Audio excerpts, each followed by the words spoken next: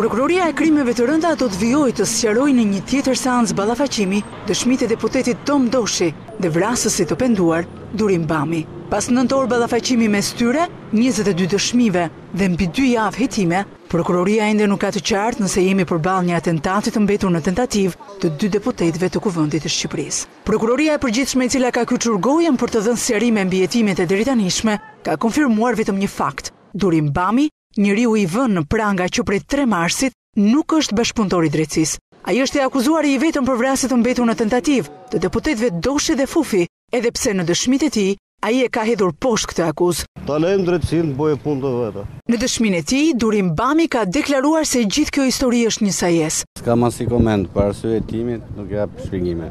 Nuk kam dieni dhe ju thash që çdo gjë është e dokumentuar në thënien e mia pranë prokurorëve. Në fillim javë në Prokurorinë e Krimeve të Rënda priten të paraqiten dëshmitar të tjerë, persona të cilët pretendojnë se janë takuar me vrasësin e penduar. Artan Didi, drejtuesi i lartë i Policisë së Shtetit dhe kreu i Policisë së Tiranës Ardian Çipa, do të dëshmojnë për llogaritë të hetimit. Një gjë është fakt, Durim Bami ka dhënë dëshminë e tij veshur me një jelek antiplumb. Është lënë me orë të tëra përballë Tom Doshit në një sallë dhe gjithçka mësohet se është përgjuar, por edhe me këto metoda speciale hetimi, prokurorët nuk kanë mundur të nxjerrin gjë në dritë. Secili prej tyre i ka qëndruar besnik të njëjtave deklarata.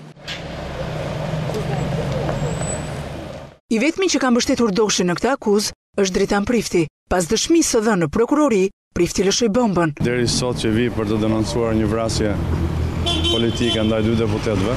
Por seancat e ballafaqimit mes personazheve të përfshirë në këtë histori do të vazhdojnë edhe për disa ditë. Në rast se prokuroria do ta çmojë të arsyeshme të bëj ballafaqim në prokurori me të 2 akuzuesit e mi, me zotin Doshin, me zotin Berisha. Derisa prokurorët të zbulojnë dhe provojnë shkencërisht se kush gënjen në këtë histori që ka përfshirë jo vetëm politikën shqiptare.